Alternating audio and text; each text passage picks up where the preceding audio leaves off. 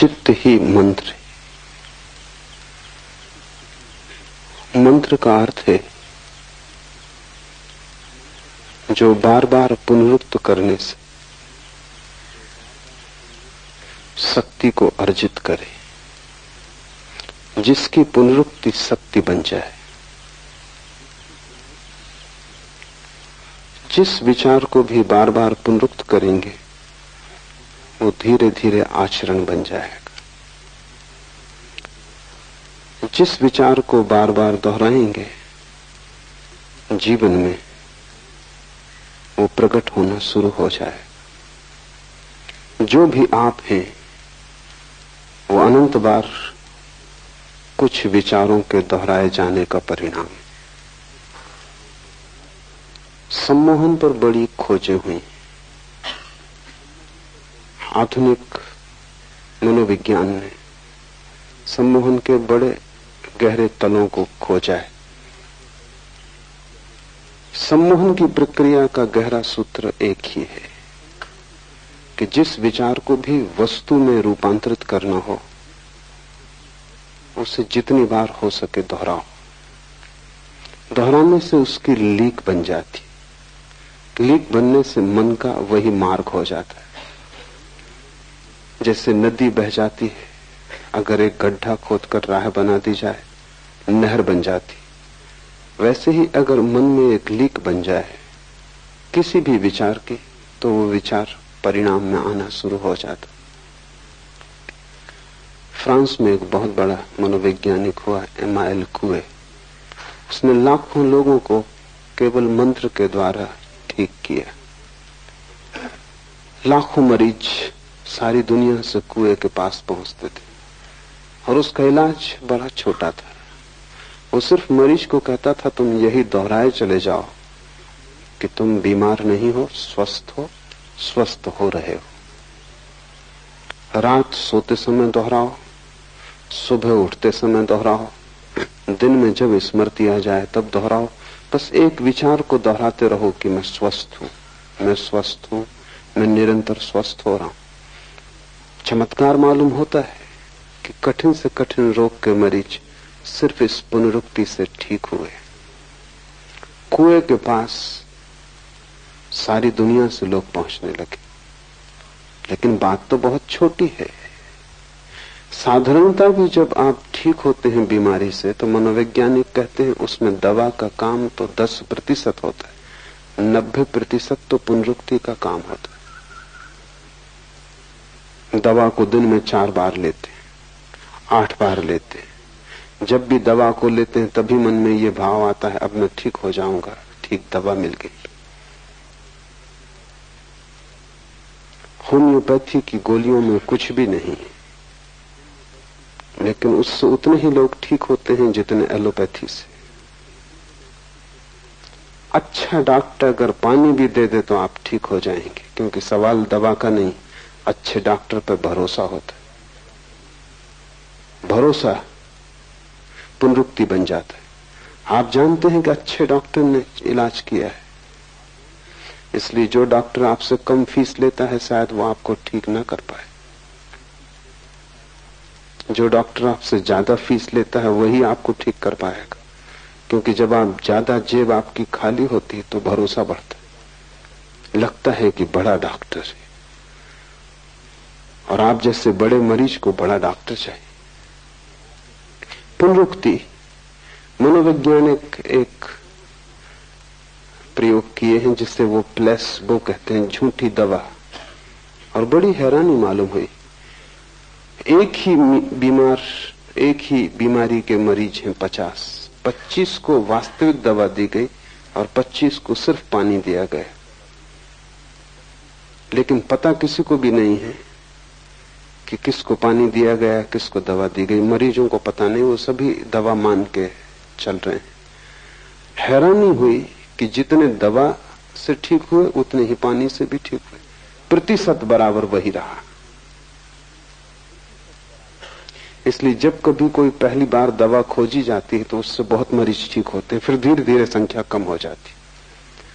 इसलिए हर दवा 2-3 साल से ज्यादा नहीं चलती।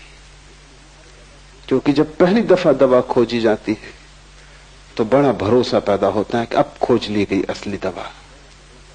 सारी दुनिया में मरीज उससे प्रभावित होते, फिर धीरे धीरे भरोसा कम होने लगता है, क्योंकि कभी कोई मरीज उससे ठीक भी नहीं होता। कभी कोई जिद्दी मरीज मिल जाता है जो सुनते नहीं दवा की न डॉक्टर की, उसके कारण दूसरे मरीजों का भरोसा भी क्षीण होने लगता है। धीरे धीरे दवा का प्रभाव खो जाता है। इसलिए हर 2 साल में नई दवाएं खोजनी पड़ती। दवाओं का भी प्रभाव विज्ञापन ठीक से किया जाए तो ही होता है। तो हर अखबार, पत्रिका, रेडियो, टेलीविजन, सब तरफ से प्रचार होना चाहिए। प्रचार ज्यादा कारगर है जितनी दवा के तत्व, उससे ज्यादा, क्योंकि वही प्रचार आपको सम्मोहित करेगा। वो प्रचार मंत्र बन जाता है। अखबार खोला और एस्प्रो, रेडियो खोला और एस्प्रो, टेलीविजन पे गए और एस्प्रो, बाजार में निकले और बोर्ड एस्प्रो, जो कुछ भी करें एस्प्रो पीछा करती। वो सिरदर्द से भी बड़ा सिरदर्द बन जाती, फिर वो सिरदर्द को हरा देती। पुनरुक्ति शक्ति पैदा करती है। मंत्र का अर्थ है किसी चीज को बार बार दोहराना। ये सूत्र कह रहा है चित्त ही मंत्र है, चित्तम मंत्रा। ये कहता है और किसी मंत्र की जरूरत नहीं। अगर तुम चित्त को समझ लो तो चित्त की प्रक्रिया ही पुनरुक्ति है। तुम्हारा मन कर क्या रहा है जन्मों जन्मों से? सिर्फ दोहरा रहा है। सुबह से सांझ तक तुम करते क्या हो? रोज वही दोहराते हो जो तुमने कल किया था, जो परसों किया था। वही तुम आज कर रहे हो, वही तुम कल भी करोगे अगर न बदले। और तुम जितना वही करते जाओगे उतनी ही पुनरुक्ति प्रगाढ़ होती जाएगी और तुम झंझट में इस तरह फंस जाओगे कि बाहर आना मुश्किल हो जाएगा। लोग मेरे पास आते हैं, वो कहते हैं सिगरेट नहीं छूटती। सिगरेट मंत्र बन गई है, उन्होंने इतनी बार दोहराया है। दिन में 2 पैकेट पी रहे हैं, उसका मतलब हुआ कि 24 बार दोहरा रहे हैं कि 20 बार दोहरा रहे हैं। बार बार दोहराया है और सालों से दोहरा रहे हैं। आज अचानक छोड़ देना चाहते हैं, लेकिन जो चीज मंत्र बन गई उसको अचानक नहीं छोड़ा जा सकता। तुम छोड़ दोगे इससे क्या फर्क पड़ता है? पूरा मन मांग करेगा, पूरा शरीर उसको दोहराएगा, वो कहेगा चाहिए। उसी को तुम तलफ कहते हो। तलफ का मतलब हुआ कि जिस चीज को तुमने मंत्र बना लिया उसे अचानक छोड़ना चाहते हो, ये नहीं हो सकता। तलफ का मतलब है जो चीज मंत्र बन गई है उसको विपरीत मंत्र से तोड़ना होगा। तो रूस में पावलफ ने इस पे बहुत काम किया, और पावलफ अकेला आदमी है जिसने तलफ वाले मरीजों को ठीक करने में सफलता पाई। अगर आप सिगरेट पीने के रोगी हो गए, छोड़ना चाहते हैं और नहीं छूटती, तो पावलफ मंत्र का प्रयोग करता था। उसके मंत्र जरा तेज थे। आपको सिगरेट देगा और जैसे आप सिगरेट हाथ में लेंगे आपको बिजली का शॉक लगेगा, झंझना जाएगी पूरी तबीयत, सिगरेट हाथ से छूट जाएगी। ऐसा 7 दिन आपको पावलफ भर्ती रखेगा अपने अस्पताल में, और जब भी आप सिगरेट पिएंगे तभी बिजली का शॉक लगेगा। 7 दिन में मंत्र सिगरेट से ज्यादा गहरा हो जाए। सिगरेट का नाम ही सुन के आपको कपकपी आने लगे। पीने का रस तो दूर, एक वैराग्य का उदय हो जाएगा। पावलफ ने हजारों मरीज विपरीत मंत्र से ठीक किए। और पावलफ कहता है कि जो लोग भी आदतों से ग्रस्त हो गए हैं, जब तक उनको विपरीत आदतें न दी जाएं जो पहली आदत से ज्यादा मजबूत हो, तब तक कोई छुटकारा नहीं। तुम्हारा जीवन जैसा भी है तुम्हारे मन का ही परिणाम है, और तुम दोहराए चले जाते हो। तुम क्रोध से बाहर भी होना चाहते हो, लेकिन तुम रोज क्रोध को दोहराए चले जाते हो। जितना दोहराते हो उतना मजबूत हो रहा है। कितनी बार तुम कस्में खाते हो कि अब नहीं करूंगा, और कस्में टूट जाती हैं, और क्रोध फिर करते हो, उपद्रव और भी बढ़ गया। इससे तो बेहतर था कसम तुमने न खाई होती। क्योंकि अब ये दोहरा मंत्र हो गया। अब तुम जानते हो कि क्रोध कस्म से ज्यादा बड़ा है और ज्यादा ताकतवर है। कस्मों का कोई मूल्य नहीं है। तुम कितना ही व्रत लो, तुम्हारे व्रत 2 कौड़ी के हैं, क्रोध ज्यादा सबल है। ये भी सम्मोहन बैठ गया। अब तुम जब कसम भी लोगे, व्रत भी लोगे, तब भी तुम जानते हो भीतर कि ये सधने वाली नहीं है। तुम भीतर दोहरा रहे हो उस समय भी कि ये होगा नहीं, मैं ले तो रहा हूं लेकिन ये होगा नहीं। भूल के भी व्रत मत लेना अगर उसे पूरा न कर सको। उससे तो बेहतर है कि तुम अपनी एक ही आदत से भरे रहना। व्रत लेके और तोड़ना बहुत महंगा धंधा है, क्योंकि तोड़ने की भी आदत बन रही है। फिर तुम जीवन में कभी भी व्रत न ले पाओगे।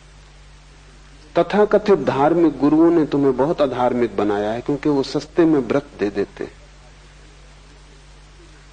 तुम मंदिर गए, तुम साधु के पास गए, मुनि के पास गए, और वो कहता है कोई व्रत लो। उसके प्रभाव में, मंदिर की शांति में, और फिर अहंकार में कि जब साधु कह रहा है तो ये कहना कि मैं कोई भी व्रत न ले सकूंगा बड़ी दीनता मालूम पड़ती। तो तुम कहते हो आज से सिगरेट छोड़ देंगे। मेरे एक मित्र है, उनका दिमाग जरा खराब है लेकिन आपसे बेहतर। वो एक मुनि के पास गए, जैन है, और मुनि ने कहा कि कोई व्रत लो। उन्होंने कहा अच्छी बात है, ले लिया। मुनि ने कहा क्या लिया? उन्होंने कहा आज से बीड़ी पिया करेंगे। दिमाग उनका खराब है लेकिन व्रत का उन्होंने पालन किया है। वो तब तक बीड़ी पीते नहीं थे। और मैं आपको कहता हूं कि वो ज्यादा फायदे में रहे बजाय उस आदमी के जिसने नियम लिया कि मैं बीड़ी नहीं पीऊंगा और फिर बीड़ी पीनी शुरू कर दी। उसका व्रत भी टूट गया, उसकी आत्मग्लानि बढ़ गई। कम से कम वो सफल तो हुए। दिमाग उनका खराब हो, आपसे बेहतर। कम से कम इतना तो है कि व्रत पूरा किया है। इससे जब भी व्रत टूटता है तो आत्मग्लानि पैदा होती, अपराध पैदा होता है। और जितनी आत्मग्लानि पैदा होती, अपराध पैदा होता, उतना तुम दीन होते जाते हो। और आत्मा तो उसको मिलेगी जो सम्राट है, जो दीन नहीं। तुम आत्मा से दूर हटते जाते हो। मन का स्वरूप समझो तो ये सूत्र समझ में आ जाएगा। मन की सारी कला पुनरुक्ति है। मन मंत्र है। जो जो तुमने दोहराया है वही तुम्हारी आदत बन गई है। जो जो तुम दोहराते रहोगे वही तुम्हारे जीवन में आता रहेगा। जन्मों जन्मों से तुमने एक ही बात दोहराई है तो वही बात तुम्हें बार बार उपलब्ध हो जाती। और तुम गलत को दोहराने से बंधे हो। क्या करना? पहली बात, गलत को तोड़ने की जल्दी मत करना। बेहतर यह होगा कि गलत को तोड़ने की कोशिश करने की बजाय तुम सही को करने के नया मंत्र सीखना। तुम सिगरेट पीते हो, कोई हर्जा नहीं। तुम ध्यान सीखना। सिगरेट ध्यान में जरा भी बाधा नहीं। तुम ध्यान सीखना। तुम ध्यान के मंत्र को सघन करना। जिस दिन ध्यान के मंत्र में तुम सफल हो जाओगे उस दिन तुम्हें आत्मगौरव उपलब्ध होगा। उस आत्मगौरव और ध्यान की सफलता में सिगरेट को छोड़ना आसान हो जाएगा, क्योंकि तुमने एक विधायक मंत्र पूरा कर लिया। नकारात्मक मत बनना, अन्यथा तुम मुश्किल में पड़ोगे। पश्चाताप, पाप, पीड़ा और उदासी पकड़ लेगी। तुम्हारे साधु मंदिरों में बैठे हैं, सब उदास है। उनके जीवन में कोई हंसी नहीं है, कोई खुशी नहीं है, कोई प्रसन्नता, उत्फुल्लता नहीं है, क्योंकि उन्होंने नकारात्मक मंत्रों का उपयोग किया। नेगेटिव उनकी खोज है। क्या क्या गलत है वो उन्होंने छोड़ा। मैं तुमसे कहता हूं गलत को छोड़ने की जल्दी मत करना, तुम ठीक को पकड़ने की जल्दी करना। जिस दिन ठीक तुम्हें पकड़ जाएगा गलत को छोड़ना बहुत आसान हो जाएगा। तुम बीमारी से मत लड़ना, तुम स्वास्थ्य को पाने की कोशिश करना। वही कुएं अपने मरीजों को कह रहा है, वो कह रहा है कि मैं स्वस्थ हो रहा हूं। तुम यही भाव दोहराओ। उल्टा विपरीत भी तुम कर सकते हो। तुम्हारे सिर में दर्द है, तुम ये भी कह सकते हो कि नहीं मुझे सिर दर्द नहीं। लेकिन जितनी बार तुम ये कहोगे उतने बाहरी सिर दर्द शब्द को भी तुम दोहरा रहे हो। और जितनी बार तुम कहोगे कि सिर दर्द नहीं है, अगर सिर दर्द है तो तुम्हारे कहने से क्या होगा? भीतर तो तुम जानते हो तुम्हारा कहना झूठ है। ऊपर तुम कितना ही कहो कि सिर दर्द नहीं, लेकिन सिर दर्द हो रहा है। भीतर तो तुम यही कहोगे कि हो रहा है, ये कुएं कहता है तो दोहरा रहे हैं, लेकिन सिर दर्द हो रहा है। कुएं के कहने से तुम्हारा सिर दर्द नहीं मिटेगा, तुम्हारा सिर दर्द तो तुम्हारी भीतरी प्रक्रिया से ही मिटेगा। नकारात्मक शब्द पकड़ना ही मत। इसलिए मैं कहता हूं संसार को छोड़ने की कोशिश मत करना, परमात्मा को पाने की कोशिश करना। इसलिए मैं कहता हूं त्याग की दिशा में मत जाना, परम भोग की खोज करना। क्या गलत है उस पर आंख मत गड़ाना, क्योंकि गलत को छोड़ने के लिए भी तो गलत को देखना पड़ता है बार बार, और जितना तुम देखते हो उतना ही मंत्र दोहराया जा रहा है। और जिस चीज को भी तुम देखते रहते हो उससे तुम सम्मोहित हो जाते हो।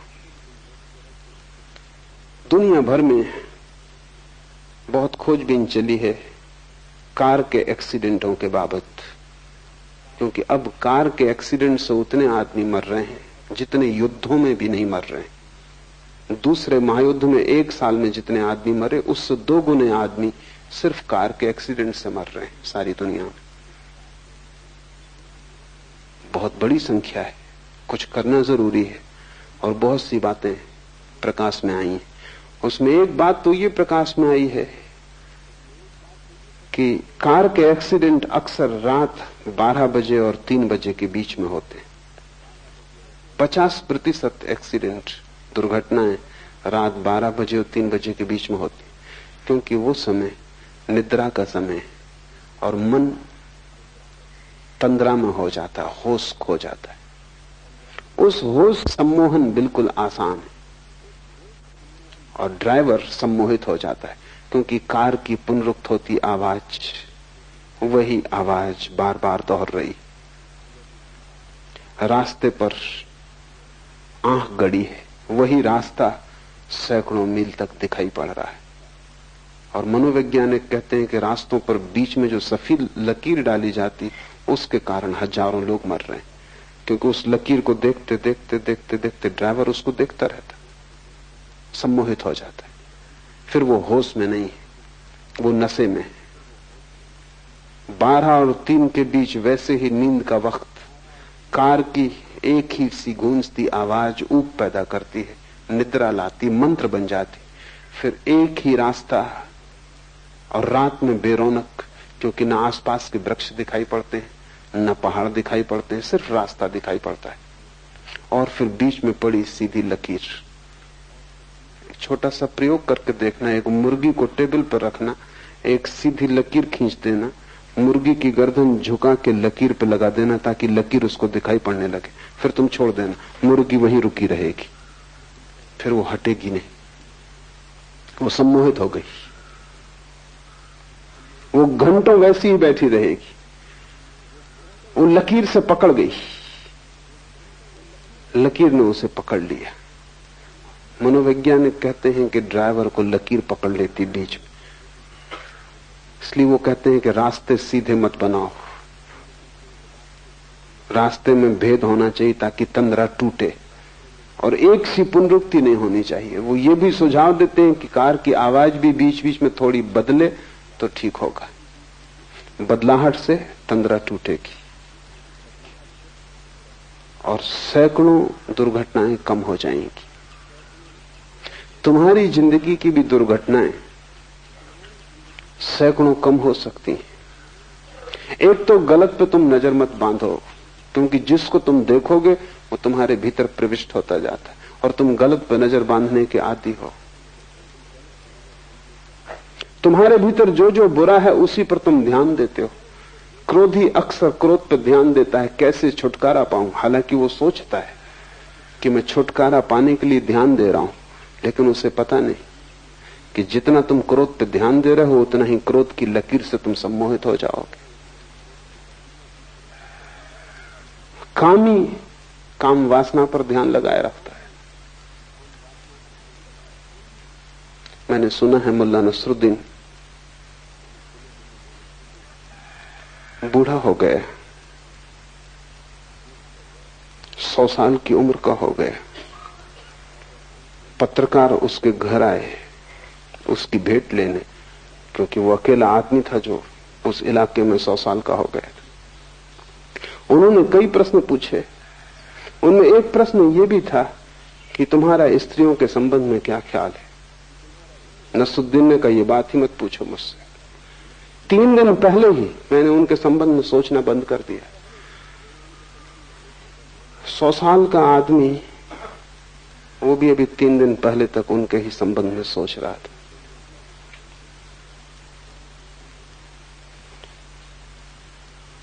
स्त्री पकड़े रहेगी क्योंकि तुम उससे छूटना चाहते हो।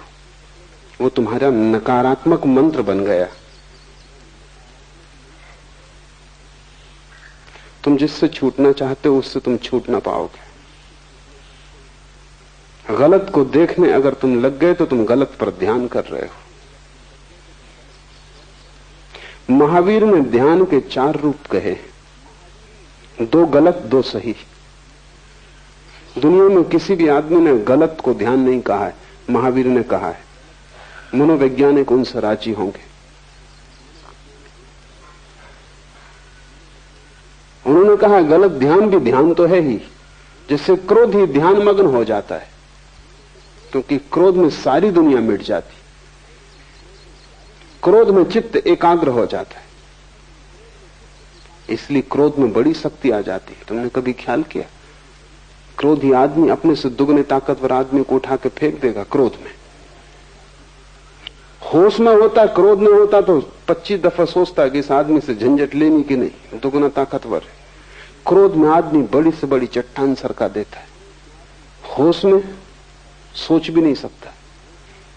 क्रोध में आदमी कुछ भी कर लेता, क्रोध में सारी शक्ति जग जाती। क्या होता है, बढ़ती हुई शक्ति जो सब तरफ जा रही थी एकाग्र हो जाती। जैसे किरणें सूरज की इकट्ठी हो जाएं तो आग पैदा हो जाती, ऐसा क्रोध में चित्त इकट्ठा हो जाता है, आग पैदा हो जाती। महावीर ने उसको भी ध्यान कहा है। महावीर ने कहा आर्त और रौद्र 2 गलत ध्यान है। दुख में भी आदमी ध्यान मग्न हो जाता है। कोई मर गया तब तुम रोते हो, चीखते हो, चिल्लाते हो, बस एक पर ही ध्यान अटक जाता है। गलत ध्यान से बचना, और तुम सभी गलत ध्यान में लगे हो। तुम्हारे जीवन की तकलीफ ही यही है, मूल पीड़ा और बीमारी यहां है कि तुमने अपनी आंखें गलत पर जमा ली हैं। क्या क्या गलत है उसे छोड़ना, और तुम सोच रहे हो कि छोड़ने के लिए ही तुम ये कर रहे हो।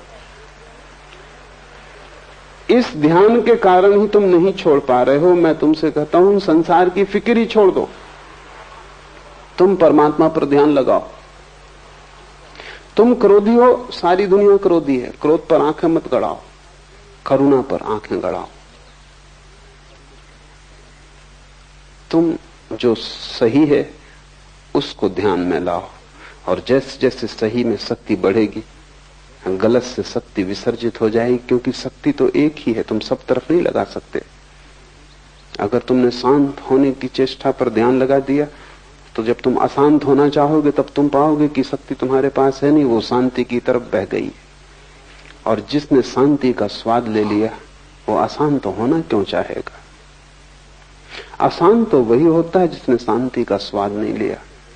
जिसने परमात्मा का रस नहीं लिया वही संसार में अलिप्त डूबता है, लिप्त होता है। इसे बहुत ठीक से ख्याल में ले लो। नकार से बचना, नहीं से बचना,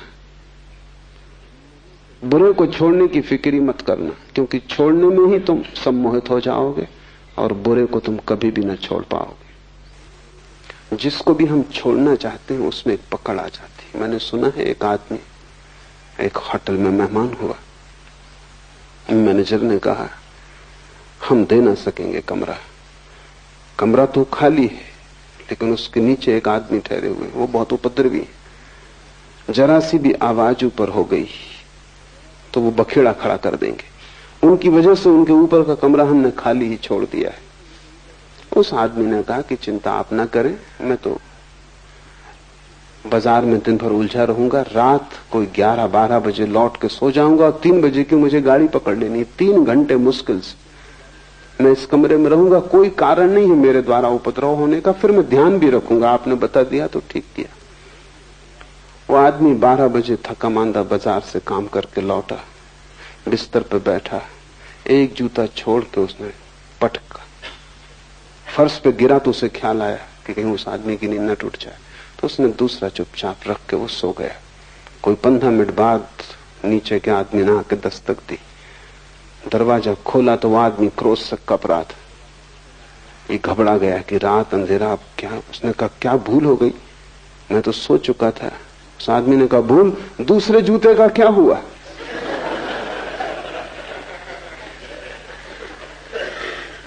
पहला गिरा, मैंने कहा आ गए, फिर दूसरे का क्या हुआ? मैं सो ही नहीं पा रहा हूं, वो दूसरा जूता सिर पर लटका हुआ है। तो पूछ लूं, पता चल जाए, निश्चिंतता हो। सबने दूसरा जूता लटका लिया, वो नकार का है। वो तुम ये छोड़ना है, ये छोड़ना है, ये बुरा है, और इतनी बुराइयां हैं कि जीवन छोटा मालूम पड़ता है, तुम छोड़ ना पाओगे। रत जगह जगह बुराई है, कोने कोने में बुराई है, सारा जीवन बुराई से भरा है। और तुम्हारे साधु संत तुम्हें सिर्फ अपराध से भरते हैं, क्योंकि वे तुमसे कहते हैं ये गलत, ये गलत, ये गलत। उनसे सही की तो तुम खबर ही ना पाओगे, क्योंकि वे कहते हैं जब तक गलत न छूटेगा तब तक सही तुम्हें मिलेगा भी कैसे। और उनकी बात तर्कयुक्त मालूम पड़ती। वो ये कह रहे हैं कि जब तक अंधेरा न जाएगा तब तक प्रकाश जलेगा कैसे। और मैं तुमसे कहता हूं कि अगर तुमने उनकी बात सुन ली तो कितनी ही तर्कयुक्त मालूम होती, तुम भटक जाओगे जन्मों जन्मों तक। उन्हीं की बात से तुम भटके हुए हो। तुम्हें शैतानों ने नहीं भटकाया है, तुम्हारे तथाकथित संतों ने भटकाया है। क्योंकि बात तर्कयुक्त लगती, जब तक गलत ना छूटेगा ठीक कैसे मिलेगा। लेकिन कभी तुमने कोशिश की है अंधेरे को हटाने की? पहले अंधेरा हट जाए फिर दिया जलाओगे तो फिर तुम कभी ना जला पाओगे। मैं तुमसे कहता हूं तुम दिया जलाना, अंधेरे की तुम बात ही मत करो, क्योंकि दिया जलते ही अंधेरा हट जाता है। तुम प्रकाश लाओ, अंधेरे पर ध्यान मत करो। दुनिया में कोई अंधेरे को कभी नहीं हटा पाया। बुराई कभी नहीं हटाई जा सकती, भलाई लाई जा सकती। संसार कभी नहीं छोड़ा जा सकता, आत्मा पाई जा सकती। और आत्मा के पाते ही संसार छूट जाता है। हम उसे पकड़े ही इसलिए हैं कि उससे बेहतर हमें दिखाई नहीं पड़ता। और जब तक बेहतर न दिखाई पड़ जाए तुम उसे छोड़ोगे भी कैसे? तुम छोड़ना भी चाहोगे तो भी तुम छोड़ ना पाओगे। तुम लड़ोगे, परेशान होगे, तुम अपने को थका लोगे, मिटा लोगे, लेकिन कहीं पहुंचोगे नहीं। तुम्हारी जिंदगी एक व्यर्थ की दौड़ धूप हो जाएगी। फिर तुम उतर आओगे शरीर में, फिर वही चक्र शुरू हो जाएगा। इससे जो बच गया बुराई पर ध्यान देने से, वो भलाई को उपलब्ध हो जाता है। चित्त मंत्र है, चाहे बुराई के लिए उपयोग कर लो चाहे भलाई के लिए। पुनरुक्ति शक्ति बन जाती।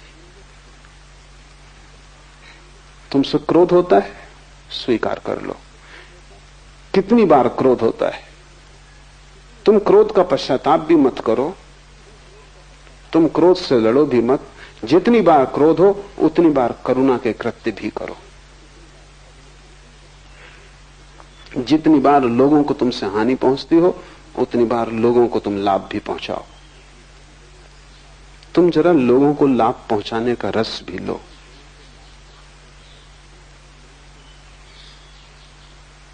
बुराई के लिए अपने को दंड मत दो, भलाई का पुरस्कार भोगो।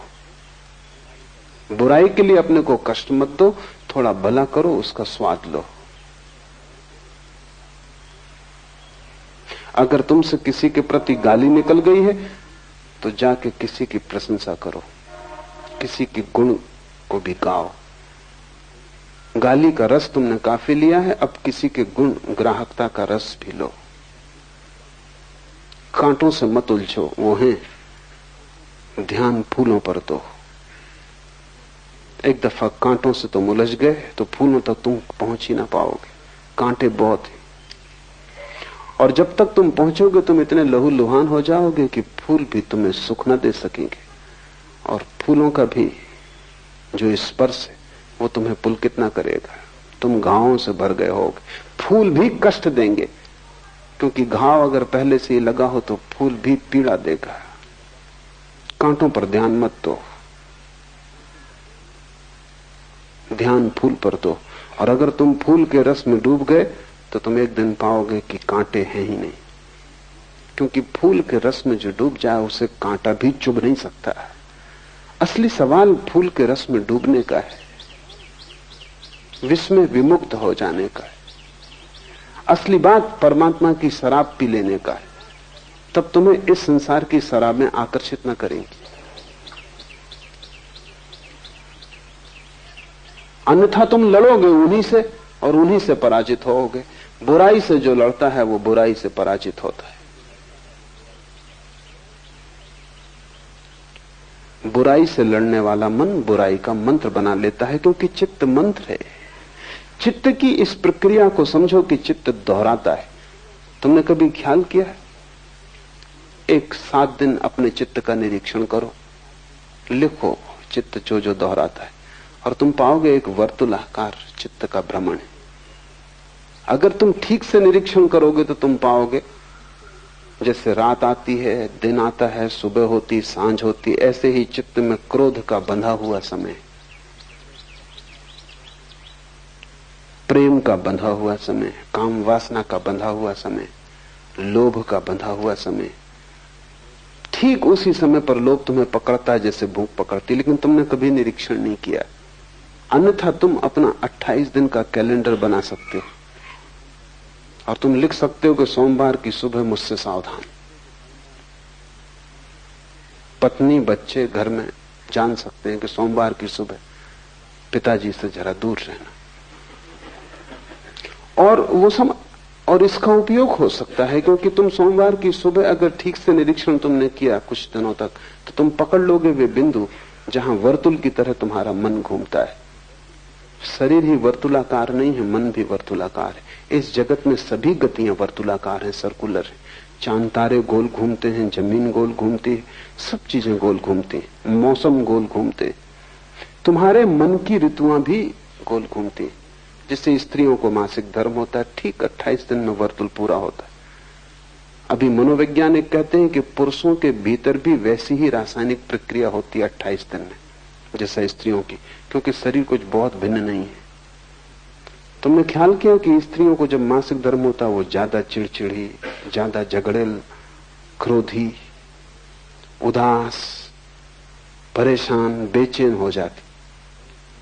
हिंदू बहुत होशियार थे, वो उनको 3-4 दिन के लिए कमरों में अलग ही बंद कर देते थे, क्योंकि उस समय उनसे कुछ आशा करनी ठीक नहीं। उनके शरीर में इतनी रासायनिक प्रक्रिया हो रही कि उस रासायनिक प्रक्रिया में होश रखना उन्हें मुश्किल होगा, वो बेहोश हो जाएंगे। लेकिन ठीक 28 दिन पर हर पुरुष को भी ऐसा ही होता है। पुरुष का भी मासिक धर्म है। बाहर रक्तस्राव नहीं होता, लेकिन भीतर रस ग्रंथियों में रक्तस्राव होता है, इसलिए दिखाई नहीं पड़ता। लेकिन हर 28वें दिन पर तुम भी उदास, बेचैन, परेशान हो जाते हो। तुम थोड़ा निरीक्षण करो, तब तुम पाओगे कि तुम्हारे मन का एक वर्तुल है जो 28 दिन में पूरा होता है, 4 सप्ताह में पूरा होता है। और उस वर्तुल में तुम धीरे धीरे निरीक्षण की प्रक्रिया को प्रगाढ़ करोगे तो ठीक ठीक बिंदु खोज लोगे कब क्या होता है। तब तुम बड़े हैरान होगे। तब तुम पाओगे कि तुम क्रोधित किसी और के कारण नहीं होते, क्रोधित तुम्हारे भीतरी कारणों से होते हो, दूसरा तो सिर्फ बहाना है। तब तुम दूसरे पर जिम्मेवारी भी न डालोगे। तब तुम क्रोधित होगे तो दूसरे से क्षमा मांगोगे कि मुझे माफ करना, अभी मेरी दशा, मौसम ठीक नहीं। और ये संयोग की बात है कि तुम सामने पड़ गए, कोई दूसरा पड़ता तो उस पे ये उपद्रव होता।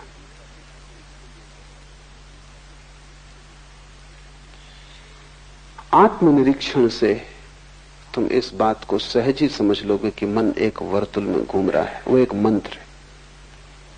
और अगर तुम इसे न समझे तो तुम उस वर्तुल में भटकते ही रहोगे। इसलिए हिंदुओं ने संसार को चक्र कहा है कि वो घूमता है और तुम वही वही कर रहे हो बार बार। और तुम ये भी मत सोचना कि तुम कुछ नया कर रहे हो, सभी लोग वही कर रहे हैं।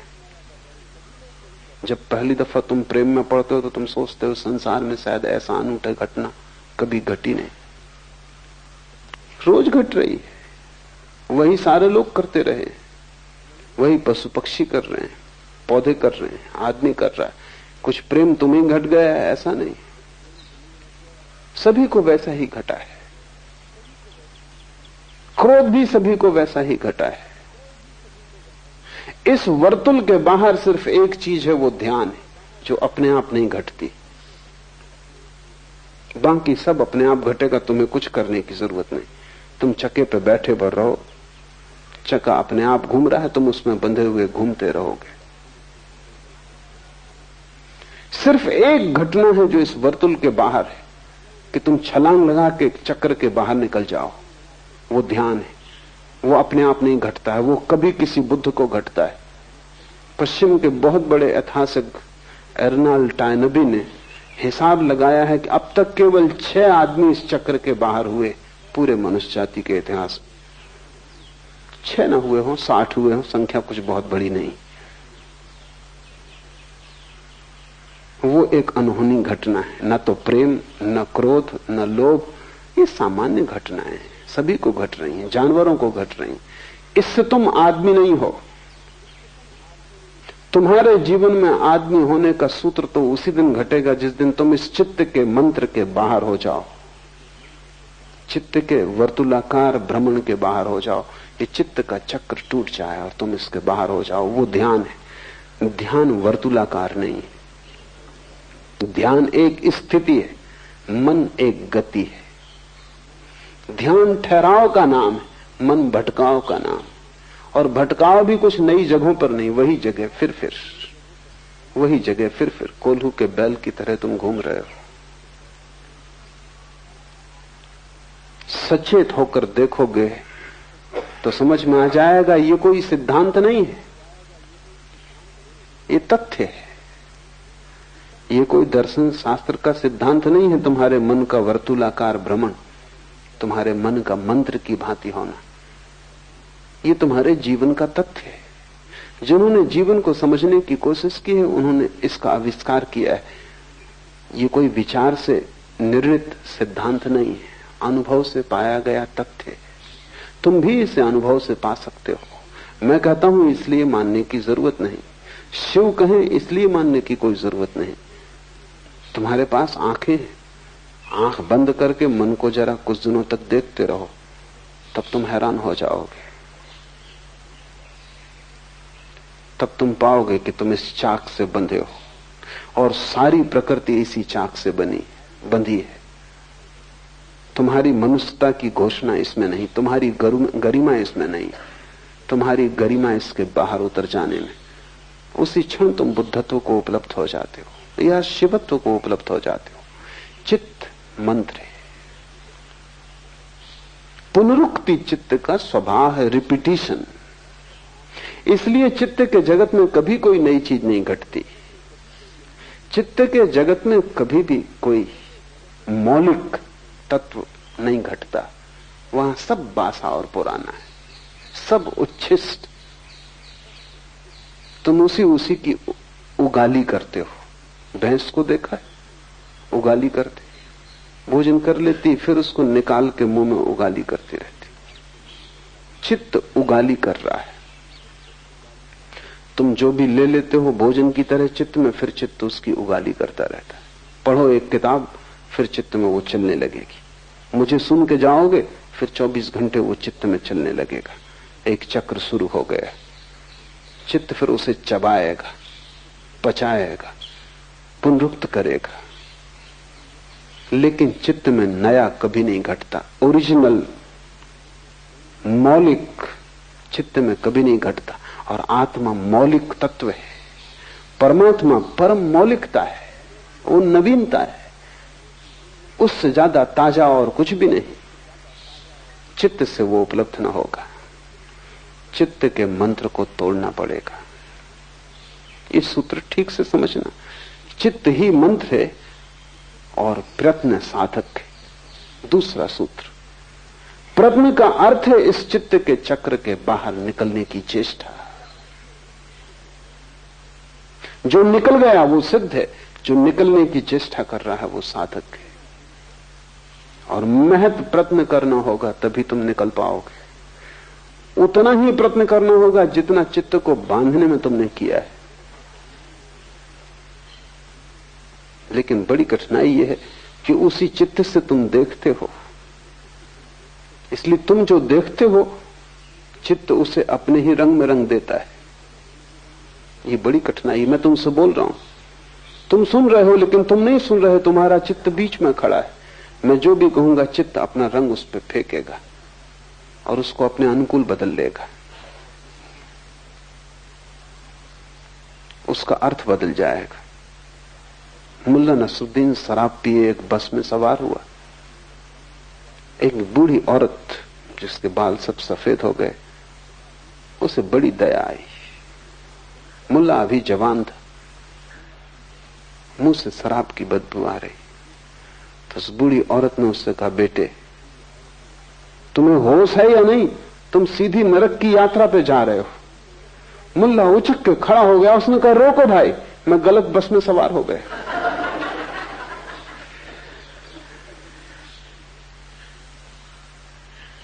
वो जो चित्त है अगर शराब में डूबा है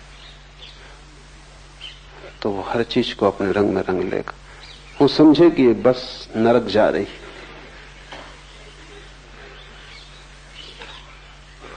तुम्हारा चित्त 24 घंटे यही कर रहा है। इसलिए बड़ी से बड़ी जटिल बात है वो ये है कि चित्त को अलग करके सुनने की चेष्टा। वही श्रावक, वही सम्यक श्रवण कि चित्त को तुम हटा दो और सीधा सुनो। प्रयत्न साधक है, चेष्टा करनी पड़ेगी, महत चेष्टा करनी पड़ेगी। आलस्य में पड़े रहने से तुम बाहर न हो पाओगे इस वर्तुल के। कैसे कोई पड़ा पड़ा वर्तुल के बाहर हो पाएगा? पड़ा पड़ा तो वर्तुल घूमता ही रहेगा, चक्र घूमता ही रहेगा, और डर के कारण कि कहीं तुम गिर न जाओ तुम उसे जोर से पकड़े रहोगे। अगर तुमने कभी जंगल में बहेलियों को देखा है, तोतों को पकड़ते, तो बहेलिये बड़ी सीधी तरकीब का उपयोग करते। वही तरकीब तुम्हारा चित्त तुम्हारे लिए कर रहा है। वो रस्सी बांध देते, तोते उस पे आके बैठते हैं, वजन के कारण उल्टे होकर लटक जाते। रस्सी पे बैठा नहीं जा सकता है। तोता रस्सी पे आके बैठता है, वजन के कारण उल्टा हो जाता है, उल्टा लटक के घबरा जाता है, घबरा के रस्सी को जोर से पकड़ लेता है कि कहीं गिर ना जाऊं। अब मुश्किल में पड़ा। अगर छोड़े रस्सी को तो डर लगता है कि गिर पड़ूंगा। कुछ पकड़ने की जरूरत नहीं, वो अपने आप पकड़े गए। वो बहेली आके उनको पकड़ के ले जाएगा। ये तोता भूल ही गया कि मेरे पास पंख हैं, गिरने का कोई कारण नहीं, कोई भय नहीं। लेकिन एक दफा रस्सी में उल्टे लटक के तुमको भी यही भय हो जाता है कि चक्के से अगर उतरे क्या होगा, खो जाएंगे, भटक जाएंगे। हेमिंगवे के एक पात्र ने एक उपन्यास में कहा है कि दुख मुझे स्वीकार है खालीपन की बजाय। I will choose suffering than nothingness। ना कुछ मैं ना चुनूंगा, इससे तो दुख चुन लेना बेहतर है। खाली होना तुम पसंद ना करोगे, नरक भी ठीक है, कम से कम भरे तो हो। वो तोता लटका है, डर रहा है कि कहीं सब न खो जाए। शक उसे भी हो रहा है कि फंस गए, लेकिन फंसा होना ठीक है, कम से कम गिरने से। इस चाक को तुम ही पकड़े हुए हो, चाक तुम्हें नहीं पकड़े हुए, मन तुम्हें नहीं पकड़े हुए। अगर मन तुम्हें पकड़े होता तो फिर बुद्ध और महावीर पैदा नहीं हो सकते, क्योंकि वो उनको भी पकड़े रहता। वो भागते क्या होता, मन उनको पकड़े रहता, मन उनका पीछा करता। नहीं, मन तुम्हें नहीं पकड़े है, मन को डर के कारण तुमने ही पकड़ा हुआ है। तुम इतने जोर से पकड़े हो और फिर भी तुम जाते हो संतों साधुओं के पास पूछने के मन से छुटकारा कैसे हो। मन से छुटकारे के लिए किसी से पूछने की कोई जरूरत नहीं। इतना ही समझ लेना जरूरी है कि तुमने पकड़ा है। तुम्हारे अतिरिक्त तुम्हारे जीवन के लिए और कोई जिम्मेवार नहीं है। पर पकड़ना अब सुविधापूर्ण हो गया है, क्योंकि तुम सदा से पकड़े हो, उसकी आदत हो गई, उसमें कुछ श्रम नहीं लगता, छोड़ने में श्रम लगेगा। अगर तुमने मुट्ठी जन्मों जन्मों से बांध रखी है तो खोलना मुश्किल होगा। जड़ हो गई हैं अंगुलियां, हाथ बंध गया है। बस इतनी ही बात है। थोड़े से प्रयत्न की जरूरत है कि मांसपेशियां फिर सजग हो जाएं, खून फिर हाथ उंगलियों में दौड़ने लगे और तुम खोलने में समर्थ हो जाओ। जिसे बांधा है वो खुल सकता है, इतना तो पक्का है, नहीं तो बांधते कैसे। मुट्ठी बंधती है क्योंकि खुल सकती है। कभी खुली ही रही होगी तभी बंधी है, फिर कभी खुल सकती है। लेकिन अगर बहुत दिन तक बांध के रखी तो खुलना मुश्किल हो जाता है। बस इतनी ही अड़चन है। प्रयत्न की इसलिए जरूरत है। प्रयत्न का अर्थ है चित्त को छोड़ने के लिए श्रम करना होगा, और चित्त बार बार तुम्हें समझाएगा कि क्या कर रहे हो, क्या पागलपन कर रहे हो, क्योंकि तुमने छोड़ा कि चित्त मरा। प्रयत्न साधक है। तुम जब तक साधक न होगे तब तक तुम प्रयत्न ना करो। प्रयत्न तुम थोड़ा बहुत करते भी हो, लेकिन वो हमेशा आधा आधा है, और आधे मन से किए गए प्रयत्न का कोई अर्थ नहीं। वो ऐसा है जैसे एक हाथ से चाक को पकड़े हैं और दूसरे से छोड़ा, फिर इससे पकड़ा और दूसरे से छोड़ा, उससे कुछ हल ना होगा। नहीं, आधे आधे से कोई प्रयोजन नहीं। एक व्यापारी अपनी पत्नी को सांझ कहा कि एक बड़ा ग्राहक आ रहा है, लाखों रुपए का सौदा होना है, तो मैं जाता हूं। ताजमहल में भोजन पर निमंत्रण दिया है। वो गया, रात आधी रात पिए खाए पिए लौटा। पत्नी ने कहा कुछ हुआ? उसने कहा 50-50, आधा आधा। पत्नी ने कहा चलो कुछ तो हुआ। फिर पत्नी ने सोचा कि मतलब क्या है आधे आधे का, तो उसने पूछा जब वो सोने ही जा रहा था पति की 50-50 का मतलब, तो उसने कहा मैं तो पहुंचा, वो ग्राहक नहीं आया।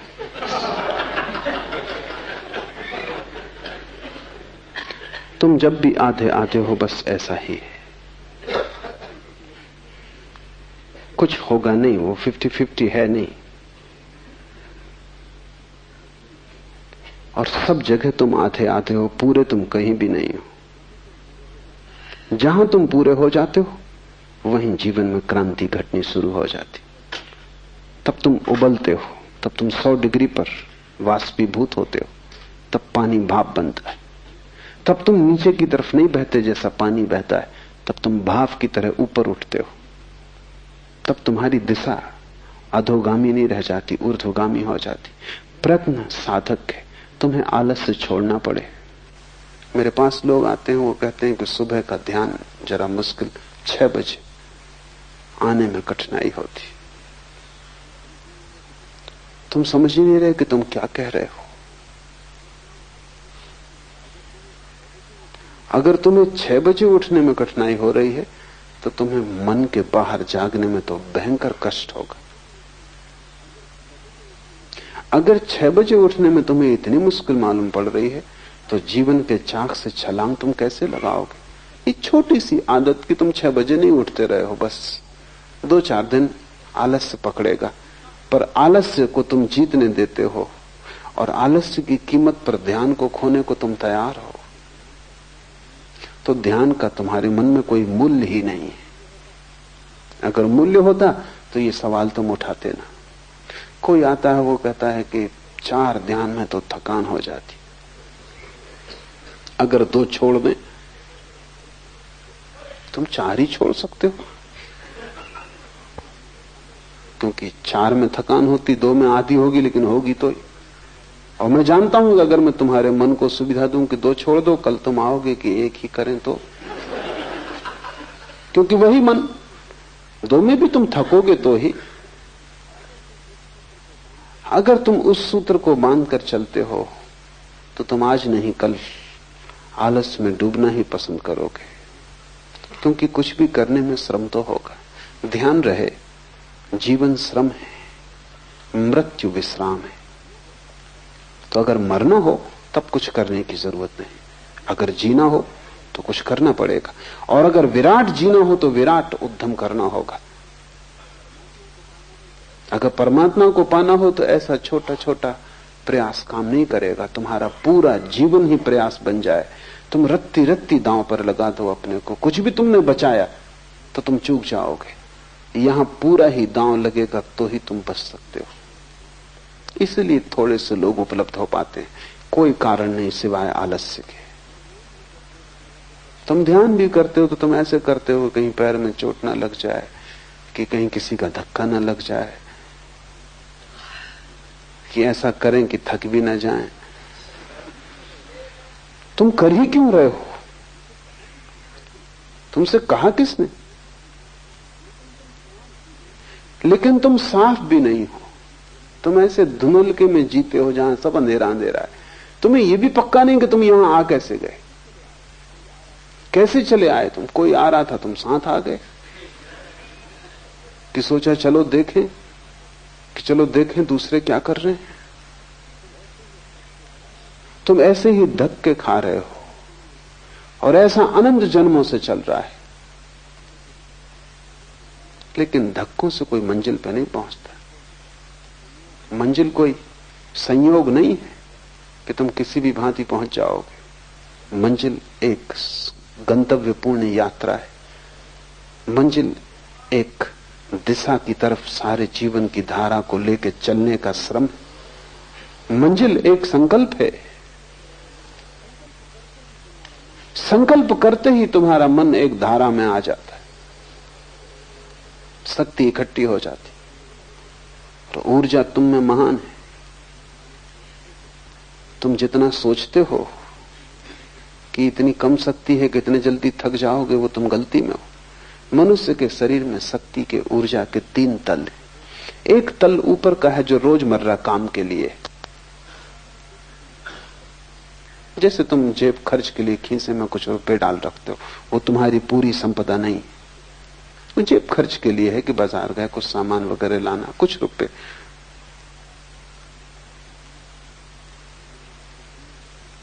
मुल्ला नसरुद्दीन एक दफा गांव से गुजर रहा था, बाहर अंधेरा था, 4 आदमियों ने पकड़ कर उस पर हमला कर दिया। उसने इस भयंकर ढंग से लड़ाई की कि चारों को पछाड़ दिया। बामुश्किल वो 4 उस पर कब्जा कर पाए, बामुश्किल। और जब उसके खीसे में हाथ डाला तो केवल 7 पैसे थे। तो उनने कहा हद कर दी नसरुद्दीन, 7 पैसे के लिए। नसरुद्दीन ने कहा कि मैं नहीं समझा कि तुम 7 पैसे के लिए लड़ रहे हो। बाएं पैर के जूते में 500 रुपए छिपा रखे। लेकिन तब उनने भी हिम्मत न की उसका बायां जूता खोलने की, क्योंकि जो 7 पैसे के लिए ऐसा भयंकर श्रम किया, उन्होंने कहा नमस्कार, फिर कभी।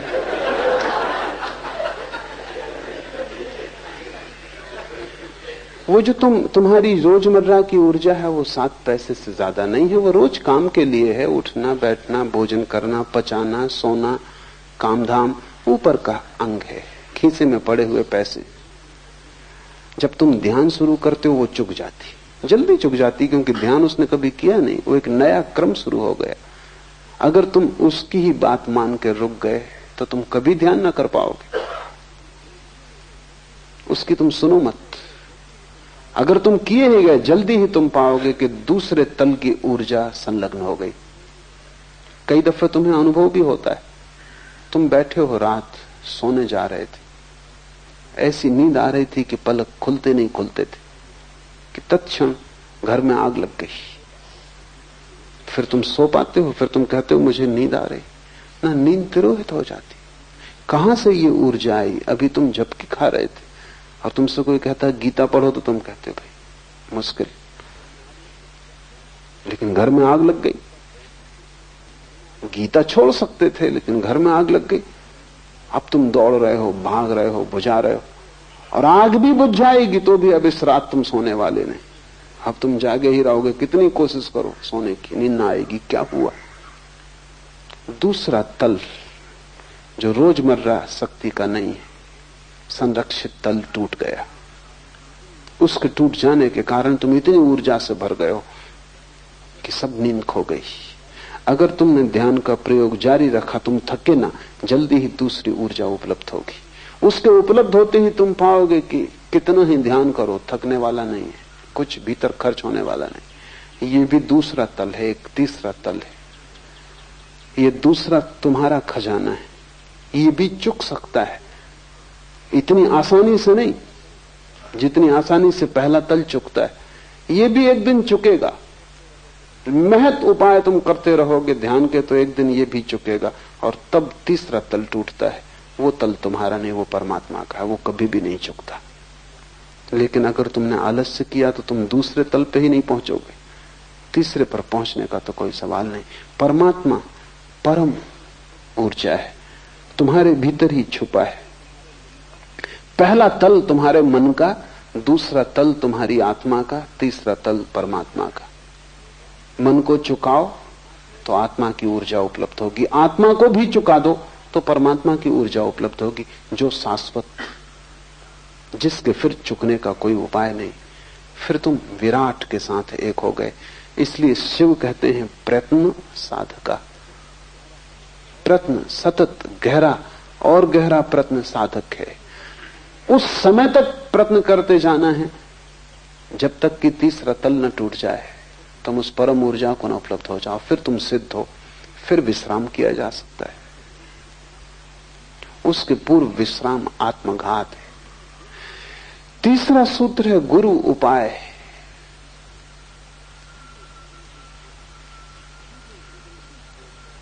ये जो जीवन की खोज है तुम अकेले न कर पाओगे, क्योंकि अकेले तो तुम अपने वर्तुल में बंद हो, तुम्हें उसके बाहर दिखाई भी नहीं पड़ता, उसके बाहर कुछ है इसकी खबर भी तुम्हें नहीं है। तुम जो हो अपनी खोल में बंद, तुम समझते हो यही जीवन है। यह खबर तुम्हें बाहर से किसी को देनी पड़ेगी जिसने इससे विराट जीवन को जाना हो।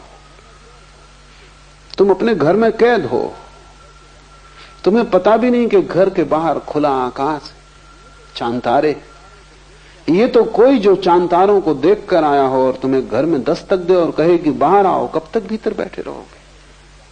पहले तो तुम यही पूछोगे कि बाहर जैसी कोई चीज भी है। यही तो लोग पूछते हैं कि परमात्मा जैसी कोई चीज है, आत्मा जैसी कोई चीज है, और तुम चाहते हो कि सिद्ध कर दे कोई घर के भीतर बैठे हुए कि आकाश है। कैसे सिद्ध करेगा? घर के भीतर बैठे आकाश है, ये कैसे सिद्ध किया जा सकता? तुम्हें चलना पड़ेगा साथ। वो जो कह रहा है कि आकाश है, उसके पीछे तुम्हें 2-4 कदम उठाने पड़ेंगे, क्योंकि आकाश दिखाया जा सकता है, सिद्ध नहीं किया जा सकता। सिद्ध करने का कोई उपाय नहीं। और अगर कोई आकाश को सिद्ध करना चाहेगा घर के छप्पर के भीतर, तो तुम उसको हरा सकते हो, क्योंकि तुम कहोगे कहां की बातें कर रहे हो, छप्पर है, यहां तो कुछ दिखाई नहीं पड़ता, दीवालें हैं, क्या प्रमाण है कि बाहर कुछ है? तुम थोड़ा सा आकाश भीतर लाके मुझे दिखा दो, तो आकाश कोई वस्तु तो नहीं कि भीतर लाई जा सके, कि आकाश का काट के एक टुकड़ा हम भीतर ले आए, तुम्हें दिखा दें नमूना, ताकि फिर तुम बाहर जा सको।